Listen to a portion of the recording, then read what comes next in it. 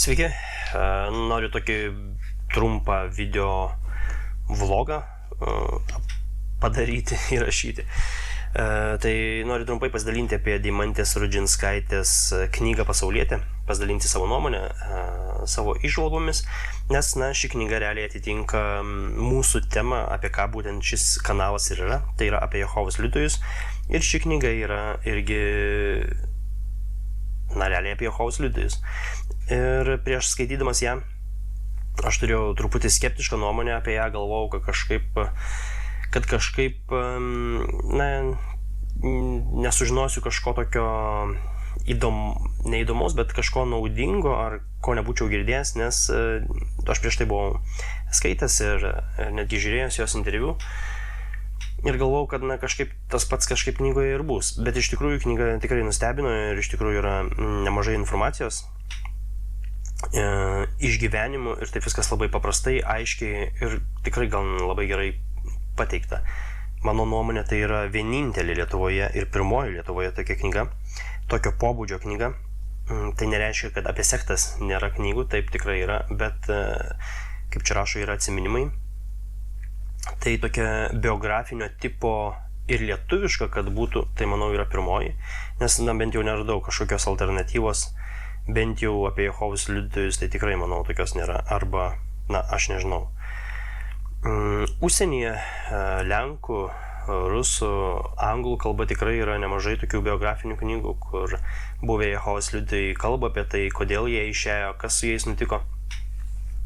Tai šita knyga puikiai gali lygiuotis į tokį lygmenį.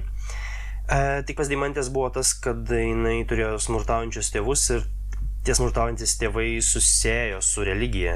Galbūt jai atsispindėjo kaip religija, kaip tas smurto toks dalykas, kas iš tikrųjų tai buvo Deimantės gyvenime tragedija. Ir dėl to jinai norėjo atitrūkti nuo tos religijos, nes ta religija buvo varžymas. Ir realiai kiekvienas, kuris, nesakau, kad kiekvienas, negaliu sakyti taip, kad kiekvienas, bet dažnas atvejis, kodėl kažkas palieka religiją, jeigu kalbant būtent apie Jehovos liudytojus, tai jų gyvenime turi vykti kažkokia tragedija. Tai, pavyzdžiui, sužinoti kažkokią naujieną ar kažkokią informaciją, kuri buvo jiem labai labai svarbi ir pasirodo, kad tai buvo netiesa. Pavyzdžiui, kad ten Jehovos liudytojai teigia, kad nėra susiję su šėtonu, ten jokiom šėtono organizacijom, o pasirodo, jie turėjo sutarčių su kai kuriom organizacijom, kurie vadina, kad tai šėtono organizacija. Tai logiškai net nesusieina. Ir net čia kaip pavyzdys. Nesakau, kad taip čia būtinai turi būti, bet iš tikrųjų tai, pavyzdžiui, jeigu jie vadina Jungtinių tautų organizaciją kaip šėtono kažkokią, kas yra susiję su šėtonu, nors patys turėjo pasirašė draugiškumo sutartį būtent su ta Jungtinių tautų organizacija, nors patys jie vadina, kad tai šėtono organizacija. Tai irgi gaunasi tokie kaip dvigubi standartai, kažkas tokio. Tai, čia kaip pavyzdys, tai galbūt vieniem tragedija yra, kai sužino kažkokią informaciją, kitiem tragedija yra, kai jų vaikas miršta, nes negali perpilti kraujo ir tada atsiveria jiem akis. Kitiem, kai jie yra atskirti, nors aišku dabar ta atskirimo politika vėl po truputį keičias. Jehovos liudytojų bendruomenė visą laiką kažkas keičiasi jų organizacijoje, jie bando vis pristaikyti. Nors jeigu pažvelgtumėm į kitos organizacijos jau prieš 100 metų suprato, kaip turėjo būti. Tai šitoje knygoje, manau, tragedija buvo, jos tėvai padėjo tai atskirti. Nes, jeigu viskas būtų gerai buvę su tėvais, kad tėvai būtų buvę pavyzdingi Jehovos liudytojai, ne veidmainiai, tai galbūt Deimantė būtų buvusi Jehovos liudytoja iki pat šiandienos ir galbūt buvusi gera Jehovos liudytoja. Ir šioje knygoje man iš tikrųjų atsispindėjo tai, kas atsispindi didžiojoje dalyje Jehovos liudytojų, buvusių Jehovos liudytojų, ką buvę Jehovos liudytojai pasakoja.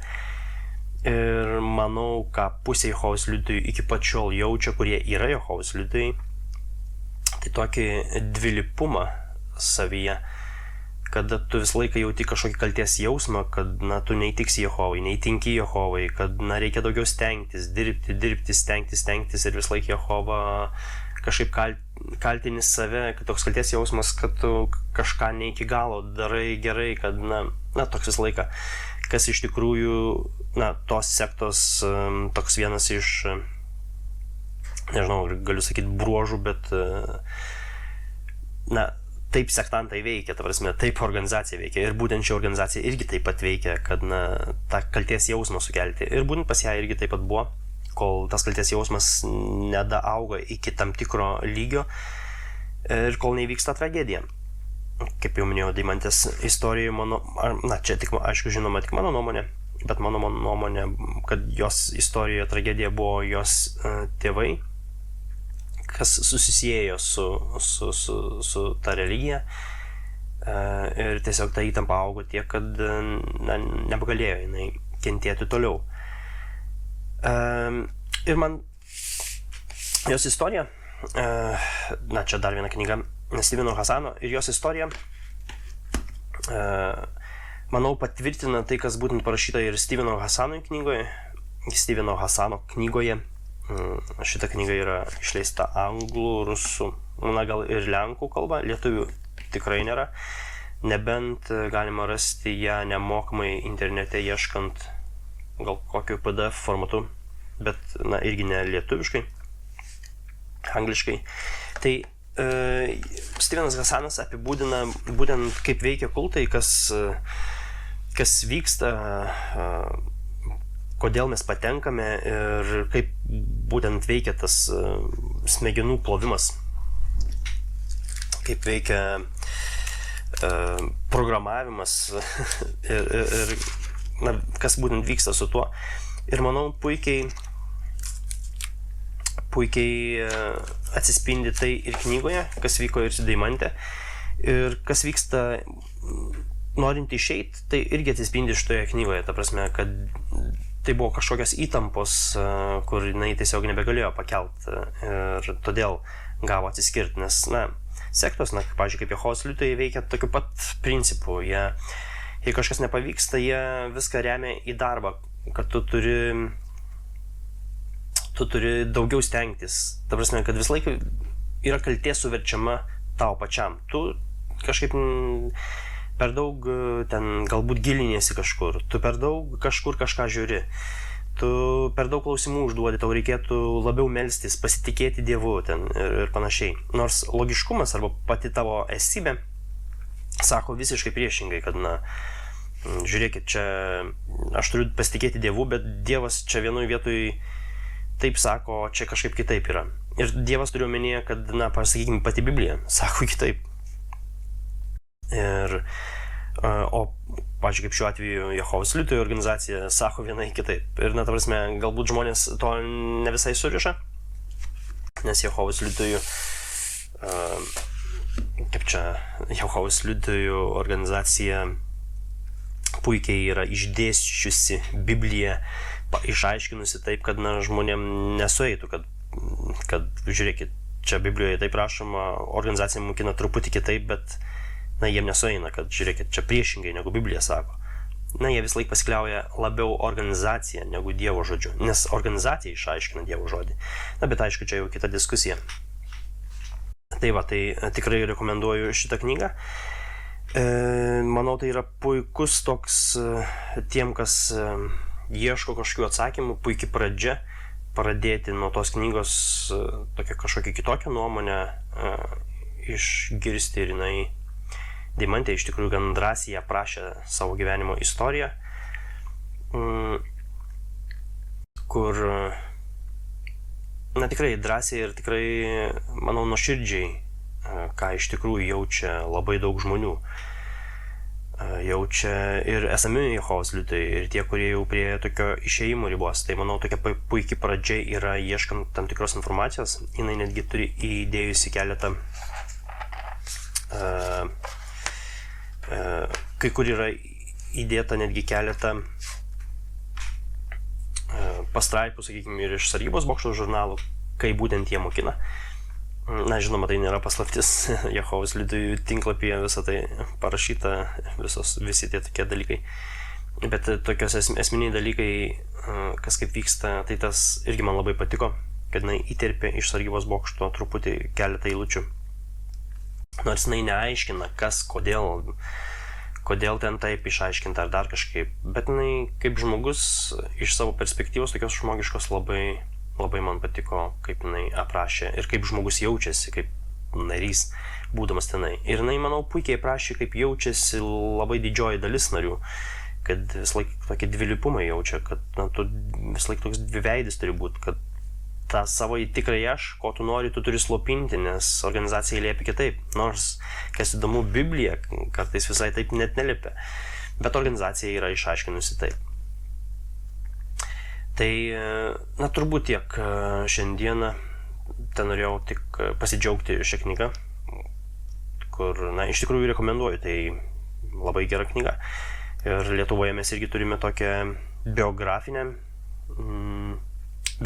pobūdžio knygą, kur, irgi galime kažkiek sužinoti daugiau informacijos, kaip iš tikrųjų jaučiasi tie žmonės. Ta prasme, kad tie žmonės, kurie nori išeiti iš sektos arba jaučia kažkokį tokį dvilypumą, ką manau, kad labai daug kas jaučia tokį kažkokį, nežinau kaip įvardinti tiksliai, asmenybės susidvejinimą, kad tu turi elgtis vienaip, nors tu pats iš tikrųjų nenori taip elgtis, kad tokį vis laik spaudimą jauti kažkaip daryti, įtampa kažkokia yra.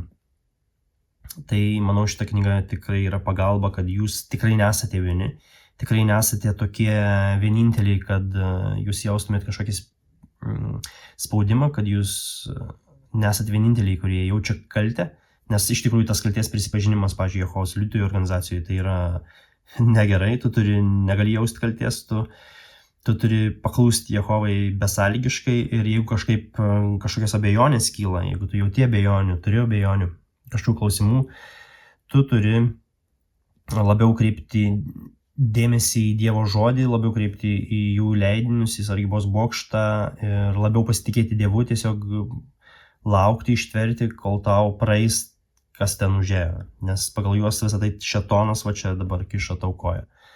Nors iš tikrųjų tai visai ne šėtonas, o galbūt jūsų blaivios mintis, galbūt logiškos jūsų mintis, galbūt noras ištrūkti ir iš tikrųjų jūsų ta tikroji asmenybė visai sako, kad jūs esat netoks, jūs norit laisvės, nes kiekvienas žmogus supranta, kai jau yra varžoma jo kažkokia asmenybės laisvė.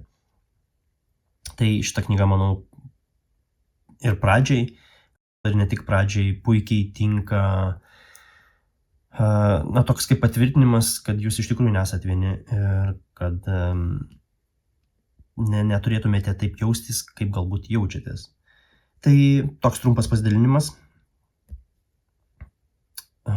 Turbūt tiek šiam kartui. Tai iki kitų kartų ir gero skaitimo. Tikrai rekomenduoju, nuostabi knyga.